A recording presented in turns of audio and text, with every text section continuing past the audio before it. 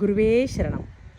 ஹம்பியின் கிருஷ்ணாபுரத்தில் உள்ள பாலகிருஷ்ணருக்கான கோவிலில் கர்ப்பகிரகத்திற்கு முன்னால் 54 தூண்கள், அத்துணையிலும் விதவிதமான சிற்பங்கள், எண்ணிலடங்காத சிற்பங்கள். காண 2 கண்கள் பத்தாதுங்க. 1000 கண்கள் இருந்தாலும் இந்த 54 தூண்களிலும் உள்ள சிற்பங்களை என்ன வரலாறுன்னு சொல்கிறது?